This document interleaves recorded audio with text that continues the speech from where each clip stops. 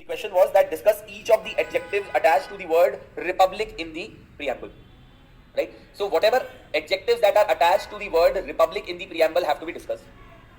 Essentially, you have to discuss the meaning of each of these terms. So you will start from sovereign. What is the meaning of the term sovereign?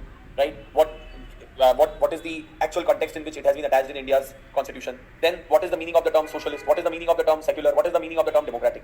You will have to discuss each of these four terms. Then secondly, it says that are they defendable in the present circumstances? Can we say that we are truly a sovereign nation? Can we say that we are truly a secular state? Can we say that Indian state is truly a socialist state or not? Can we say it is truly a democratic state or not? Are they defendable in the present circumstances or not? So UPSC is expecting you to look at these particular issues in a very critical manner, as critically analyze करने को वो बोल रहा है आपको. So let us try to understand what could have been the possible approach to writing the answer to this question. Also keep it in mind that what approach I am suggesting is not the only way to write the answer to this question. There can be multiple ways, but I am suggesting what is seemingly appropriate to me. You people may differ in your answer, and that is the point which you need to keep in mind, that in UPSC examination, no answer is correct or wrong, right? What matters is that you should be able to bring in your point of view, but at the same time ये नहीं कि मतलब आप preamble के ऊपर question पूछा आप कुछ भी लिख कर आ जाओ उसके अंदर, right? Question के boundary के within रहना है, but answers can be very subjective, and therefore there is a lot of subjectivity in the marks that people end up securing in the examination. So first and foremost, what could have been a possible introduction to such a question? Now, one thumb rule that you should keep in mind with respect to writing any introduction is that when the examiner reads your introduction, he or she should be able to figure out what the question is primarily about after reading your introduction. They don't need to refer the question as such. Second is that you should also try and write an introduction which is concise and precise, which is not unnecessarily beating around the bush. A lot of times you will find that people say कि quote के साथ introduction start कर दो, इसके साथ कर दो, उसके साथ कर दो. You can do that, but always remember the most important thing is that your introduction should look to be a part of the answer and not something completely different from the answer. One is that. Second thing which is also important to keep in mind is that when you are एक अच्छी introduction वो होती है जो कि examiner को ये बता दे कि एक तो question क्या है largely, and secondly it gives the examiner an idea of what is going to come at him in the rest of the answer. So what you could have written in the introduction to this particular question is that you could have mentioned that the preamble to the Indian Constitution, which reflects the basic philosophy of the Indian Constitution, also tells us about the nature of the Indian state. So मैं क्या लिखता? I would have written that Indian Constitution's preamble tells us about the basic philosophy of the Indian Constitution, and a part of it also tells us about the nature of the Indian state, or what is the kind of state that would be established in India. One can get an idea of that by having a look at the preamble to the Indian Constitution. Then I would have said that the nature of the Indian state has been described in form of sovereign, socialist, secular, democratic republic, where each of the following words mean as follow. तो पहले मैं लिखता कि preamble है क्या, कि एक basic philosophy के बारे में बताता है. Secondly, I would have told that preamble tells us about the nature of the Indian state, and then इसी को पढ़ के एग्जामिनर को कहीं ना कहीं आइडिया लग जाता that this question is about the nature of the Indian state that has been mentioned in the preamble. Then I would have mentioned that the Indian state has been described as so and so, that is the sovereign, socialist, secular, democratic republic, where the meaning of each of these words is as follows. So पहले फिर I would have written sovereign, and I would have discussed sovereign, where first you could have discussed about that what is the meaning of the term sovereign. Sovereign means being independent of any external authority or any external control. India achieved sovereignty the moment we achieved independence, and Indian Constitution is a testament to the sovereignty of Indian people, right? और इससे बड़ा क्या example या proof हो सकता है कि India is a sovereign nation, that we have our own constitution written by us only, and the preamble of the Indian Constitution itself is saying that we the people of India, right? So I would have explained that. Then I would have dealt with the part of whether it is defendable in present circumstance or not right here itself. So arguments that could have possibly been given in order to justify that yes, India is indeed a sovereign state. So what are some of the arguments? ज़्यादा लंबा चौड़ा नहीं लिखना है, but what are some of the arguments that you could have written in order to justify that India is indeed a sovereign state? क्या कह सकते हैं? What are the things that can be mentioned by you? Yes, please raise your hands and then answer.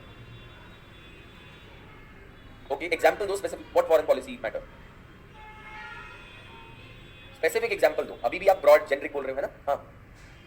Non-alignment movement, okay, right? So non-aligned movement is something which you can mention about. And why go to non-aligned movement? Talk about recent and contemporary examples. Talk about that whether we want to buy oil from Russia or not is completely our prerogative. When the European countries tell us that don't buy oil from Russia, we tell them that you don't have any business to tell us, especially not from you. Those who are buying oil in bulk from Russia, and you are telling us to refrain from buying oil from Russia, right? What else? और क्या लिख सकते हैं? Yes. Trade policy what?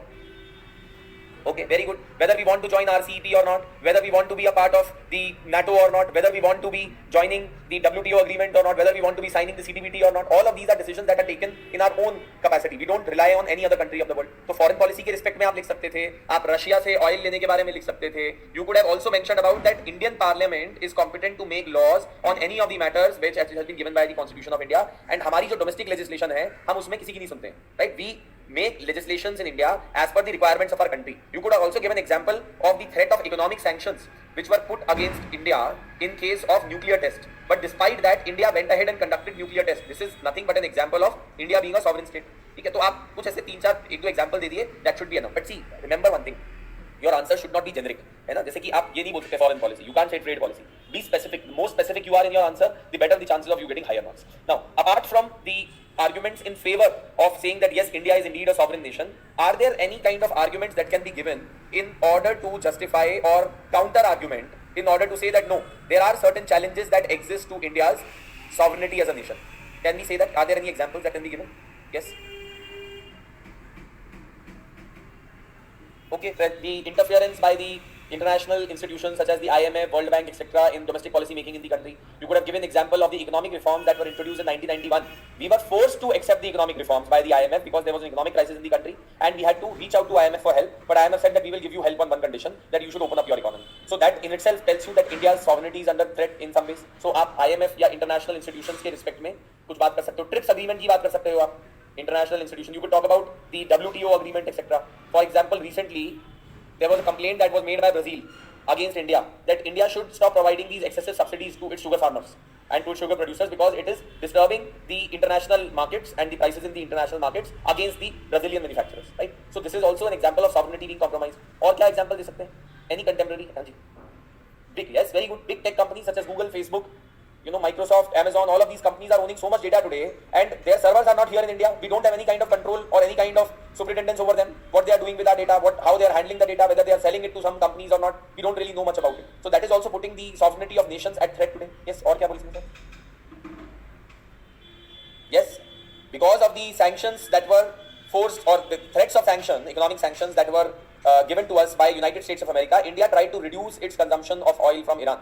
Right? We landed up in a significant problem because US does not have friendly relations with Iran. They are telling all the countries of the world that do not buy any kind of oil from Iran. And now India is also in the soup and our sovereignty as a nation is compromised. So ऐसे बहुत सारे आप example दे सकते हो. Again, the point which you need to keep in mind is कि 2-3 points लिखने हैं और उनको examples के साथ justify करना है. Yes sir. You can say that as well, no doubt about it. China's transgressions, incursions that keep happening on the border, right? Even say for example, terrorism is compromising India's sovereignty, right? Because number of decisions that we want to take, we are not able to do so because of terrorism. Cryptocurrency, technology जो है वो बहुत बड़ा एक major threat emerge करा है sovereignty के case में. Crypto currency is really compromising and threatening the sovereignty of Nations today because ये क्रिप्टो करेंसी रेगुलेटेड तो है नहीं, अब स्टेट के कंट्रोल में नहीं है. तो can we really say that the Indian state is sovereign when people are dealing in crypto currency? Of course no. So these are all things which are putting the sovereignty of different countries to threat और to challenge. ठीक है. Similarly then we would have discussed the second term, right? अच्छा, अब इसमें देखिए हम बातें इतनी सारी कर रहे हैं but we have to write it in less number of words. Keep it in mind in mains examination. Problem in front of you will not be that you have less content to write. Problem will be that you will be having too much to write and you will have too less time to write that down in the examination. ठीक है. ये अभी हो सकता है आपको initially लग रहा हो कि यार पॉइंट्स नहीं समझ में आ रहे हैं, चीजें नहीं समझ में आ रही हैं, क्या लिख सकते हैं and all of those things, but you can definitely be rest assured that by the time you write the mains examination you people will be having enough content. There are some online responses also. Wheat export ban that has been imposed by India also in some ways shows that we are a sovereign nation. We can decide what is suitable for us and what is not suitable for us, even though it has raised the international wheat prices. But imposing wheat ban was also required because in order to meet the requirements which were here in India. But see देखिए उसके ऊपर भी आपने बड़े सारे articles पढ़े होंगे. Wheat ban के अपने खुद के बहुत सारे लोग क्रिटिसाइज भी कर रहे हैं because Indian government could have relied upon the buffer stocks as well, you know, in order to avert any kind of crisis with respect to the wheat requirement in India, and it could have helped the Indian farmers to gain more profits because international market के अंदर इस समय wheat prices all time high पे हैं. So it could have really helped the Indian farmers if we would have allowed them to export. But the reason for that is because the government is wary that what if there is shortage of wheat here in this country, then what will happen? And considering that the yield has also been कहा जा रहा है कि yield भी कम हो गई है because of climate change and increased temperature etc. and all of that. So we'll have to be careful about it. Of course, so that's why government is being very circumspect. Probably we could have adopted a third, you know, an alternate approach as well, which would have been that we would not have put complete ban. We could have regulated it to a certain extent, and then we could have dig into our buffer stocks, which are actually quite a lot. But anyway, so that's something which we need to keep in mind. Then the next adjective is socialist. So can we defend socialist in the present context today? See, first and foremost, heavily your answer would be loaded in favor of that socialist in its conventional term cannot be defended today, right? But India is still a socialist state. Why? Because in India's context, socialism means that the state will try and provide for the welfare of citizens. And directive principles of state policy, various schemes and programs of the government of India are an example of socialist character of the Indian state. You could have given example of MG Narega, you could have given example of Pradhan Mantri Gram Sadak Yojana, given example of Ujjwala Yojana, Pradhan Mantri Fasal Bima Yojana. All of these are nothing but examples of socialist state in India existing, right? National Food Security Act, all of these are examples of the socialist state. But अगर हम ये बोलें कि क्या India truly socialist है आज की date में, of course not, because private sector is entered into the Indian economy. More than 80% of the production in the Indian economy is in the hands of the private sector. State is slowly disinvesting itself from public sector organizations and handing it over to the private sector or making it go public. So basically, government अपना stake बेच रही है हर जगह. So we can't say that we are truly a socialist state today in context of socialism as it is defined conventionally. But India is indeed a socialist state when it comes to the nature of socialist welfare policies that are taken up by the state here in India. तो उस तरीके से आप इसको examples देके define कर सकते हो. Then the other term is the word secular. Can we really say that India is a secular state today?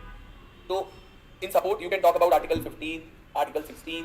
You can talk about that some of the highest offices in this country have been occupied by religious minorities, right? Whether you look at the office of the president, whether you look at the office of the prime minister, there have been people from minority community, those who have been given a chance to become either the head of the state or the head of the government and so on and so forth. तो अब आप example दे सकते हो, right? Plus you can also talk about Article 29 and 30. Article 30 of the Indian Constitution allows the religious minorities and linguistic minorities in India to set up minority educational institutions to promote their culture, tradition, etc. and for other purposes as well. So there are large number of minority educational institutions in the country which are thriving today. But then on the other hand, there are threats as well to secularism. You could talk about the fact that in so many cases where riots happened in the country, it was clearly established that the state either turned a blind eye or was complicit with the people, those who were accused in such cases. ऐसे बहुत बार हुआ India के अंदर that number of times riots have happened, number of times communal clashes have happened, and the state has sided with people of one particular religion or one particular community. So this is one problem which is there. Second thing, you can also talk about threat to secularism is that how fake news is spread on social media in order to polarize the entire communal situation in the country, right? Where people deliberately try and spread fake clips, fake news, fake WhatsApp forwards, etc. so as to create disharmony between various sections of the society. So that is also something which can be mentioned. Third, you can also mention that excessive use of religion, in fact excessive use kya? Using religion as a tool by the political parties and the candidates in the elections to garner vote for themselves, right? Number of political parties, candidates use religion as the basis to ask for vote for themselves. What is this if nothing but a violation of the principle of secularism enshrined in the Indian Constitution, right? So ये सब कुछ आप example दे सकते हो. Then the next and the last one is of course the word democratic.